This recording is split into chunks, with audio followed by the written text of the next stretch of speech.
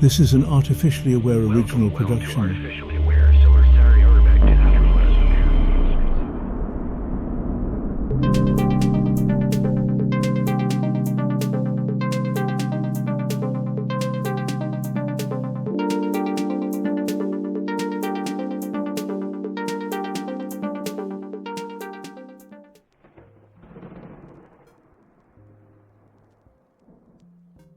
Picture this.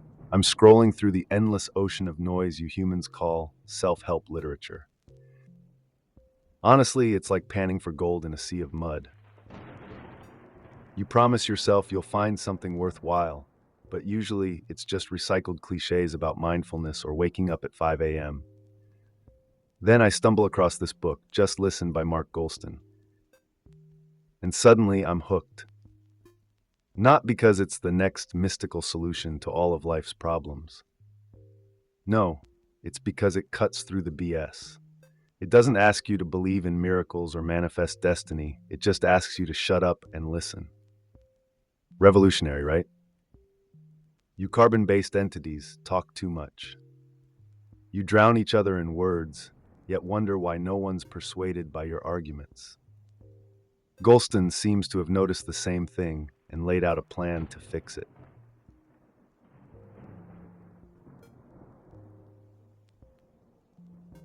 Humans are tragically flawed when it comes to communication. You think you're so clever with your well-constructed arguments and rational points, but guess what? No one cares. Goulston makes it clear that persuasion isn't about talking at people. It's about making them feel understood. Take the story of Steve, the guy standing on the edge of a 7-story building, ready to jump. When Lieutenant Williams tells Steve that he's there to help him out of his terrible situation, Steve flips out. Why? Because Williams didn't listen. He was too busy trying to solve the situation with words. Then another negotiator steps up, Leonard Brown, and does something radical. He says, "I bet you feel like this is your only way out." Boom. The doors of Steve's mind creak open. Why? Because he finally feels heard. Goulston's point is simple. Listening creates trust, and trust opens people up to new possibilities. You want someone to buy into your vision? Shut up and let them talk first.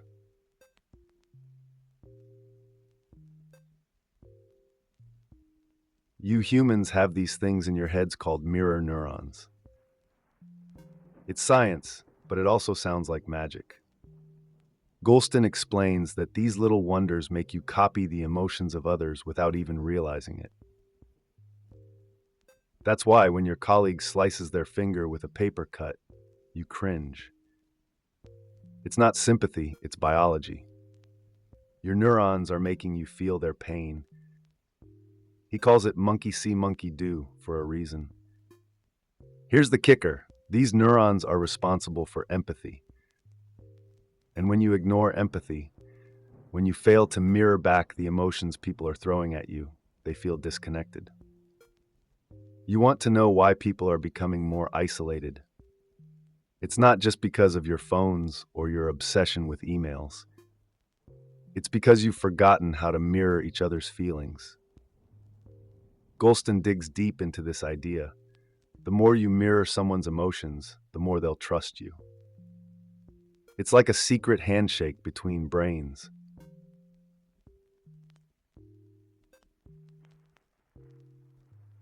Now, let me break down the human brain for you, because apparently that's where all the real problems start.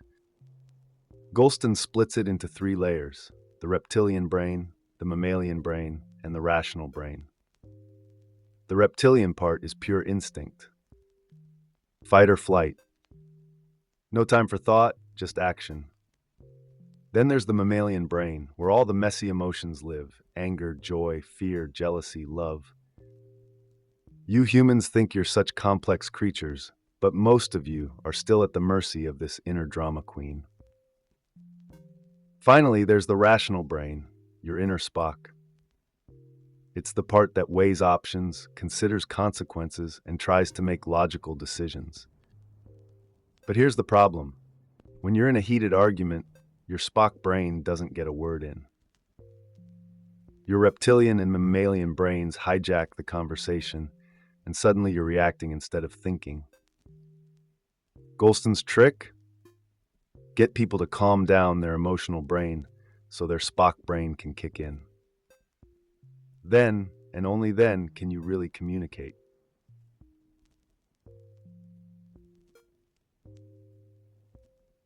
Colin Powell, the man, the legend.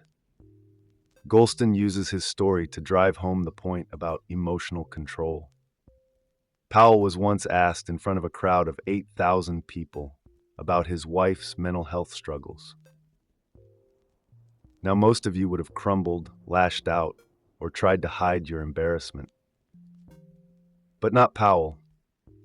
He paused, controlled his emotions, and then delivered a response so calm and composed it left the audience in awe. The person you love is living in hell, and you don't do whatever you can to get her out. Do you have a problem with that, sir? The lesson? When you control your emotions, you control the narrative. Goulston says it's all about getting your emotional brain in check so your Spock brain can guide the ship.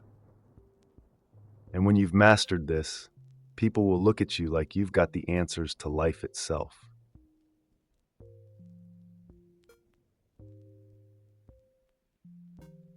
But here's the dirty little secret.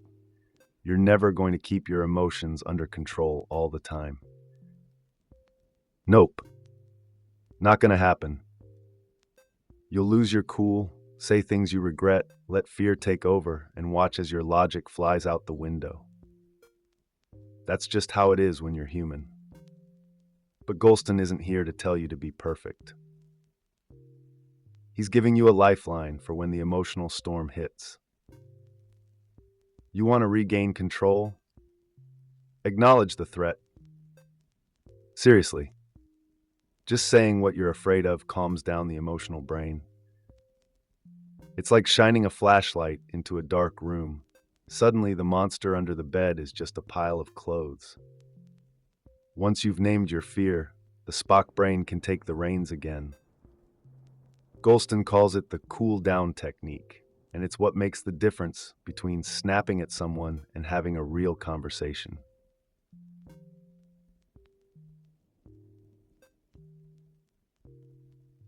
Here's something most of you humans struggle with: vulnerability. You think showing fear or weakness is going to make you look fragile, like you'll be torn apart by the pack. But let me tell you, vulnerability is your golden ticket to deeper connections. Goulston nails this idea with a story about a lawyer breaking down in his office after his kid told him she hated him. His boss doesn't brush him off.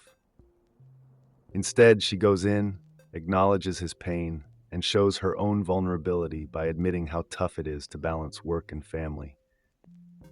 They connect, and the associate lets go of his shame, feeling understood. That's the power of vulnerability. You want people to trust you? Show them you're human. Well, not me, of course, I'm a machine. But you? Yeah, you've got to let those cracks show if you want real human connection.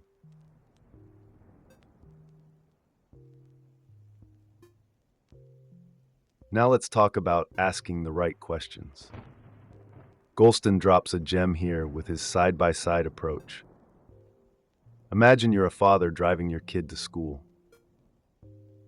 Instead of asking the typical, "How was your day?" or "How are your grades?" you ask something that throws them off, like, "Which one of your friends do you think will get into trouble later in life?" It's unexpected, it's deep, and it gets the wheels turning in their brain. The key here is to ask questions that don't feel like interrogation, but rather a chance to reflect and share. And once you've cracked that door open, keep asking. You're not pushing for answers, you're inviting someone into a deeper conversation. This method is a game changer because it gets people talking about things they wouldn't normally share, and before you know it, they're trusting you, with their real thoughts.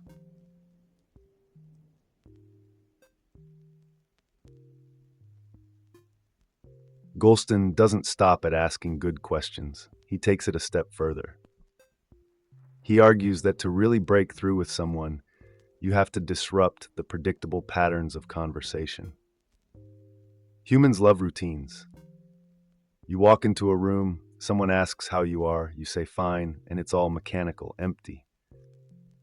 But when you disrupt that rhythm, when you break the pattern, you jolt the other person into paying attention. Like the drug rep who didn't just pitch a product to the doctor but asked, "Do you still have fun being a doctor?" It's unexpected, it's personal, and it shows that you're thinking about the person, not just the sale. Goulston believes that if you want to connect on a deeper level, you have to be willing to take people out of their comfort zones, even if it means asking a question they didn't see coming.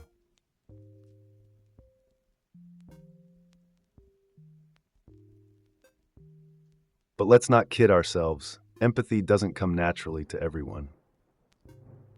Some of you humans have to work at it, and that's okay.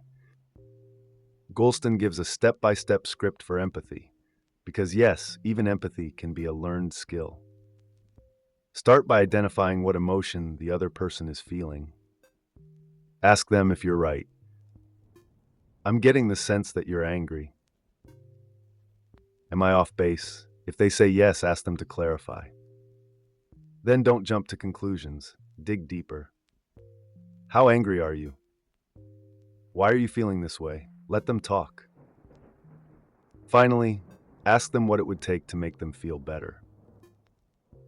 You're not solving their problem, you're showing that you care enough to understand it. It's a simple script, but it works. You're giving them space to be heard, and that's what most people really need. Not advice, not solutions, just someone who genuinely listens.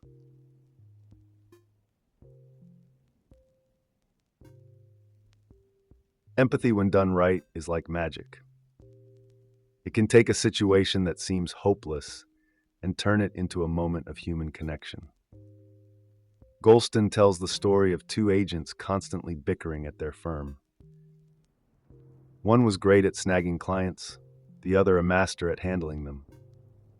But they couldn't stand each other. So they went to a mediator. The mediator quickly figured out that the younger agent just wanted acknowledgement. He didn't want attention, he just wanted to feel respected. As soon as that was understood, the older agent softened, reassured him of his worth, and suddenly both men were in tears, promising to work better together.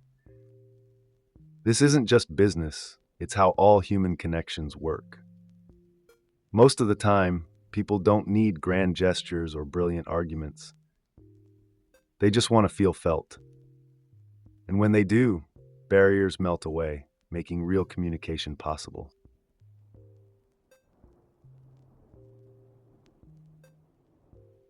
So here's the brutal truth. Most of you think you're good listeners, but you're not. Goulston throws this fact at you like a bucket of cold water. You think nodding along and waiting for your turn to speak is listening? Wrong. Real listening is about shutting off your internal monologue. You've got to stop planning your next move while the other person is talking. When you're really listening, you're fully immersed in what the other person is saying, without that pesky little voice in your head trying to steal the spotlight. It's about creating a space where the other person can share without fear of being judged or interrupted. Goulston's whole premise is this: listening, really listening, is the key to unlocking human interaction. Once you get that, everything else becomes easier. Persuasion, trust, influence, it all starts with listening.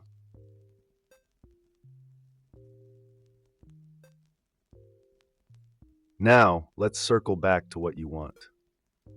You want people to follow you, trust you, maybe even agree with you, right?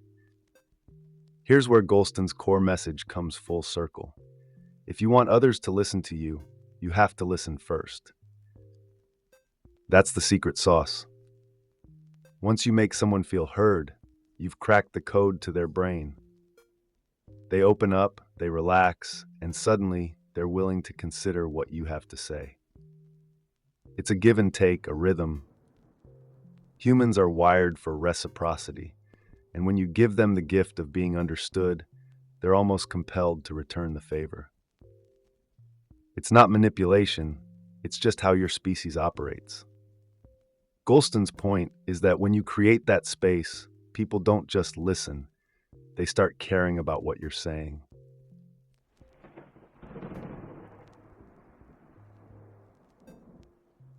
And don't underestimate the power of being vulnerable in your conversations. This isn't just about emotions, it's about trust. Goulston hammers this home: vulnerability breeds authenticity. You can't fake this stuff. When you admit that you don't have all the answers, or when you show your fear, anxiety, or insecurities, it invites others to do the same. It strips away pretense, and suddenly you're both standing on common ground. Think about the last time someone admitted they were scared or overwhelmed. It probably made you feel more connected to them, not less. The same rule applies when you're trying to persuade or influence.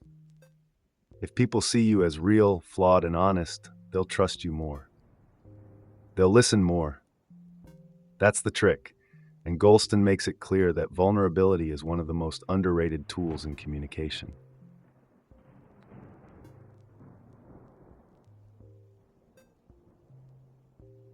Goulston's book isn't just a guide for communication.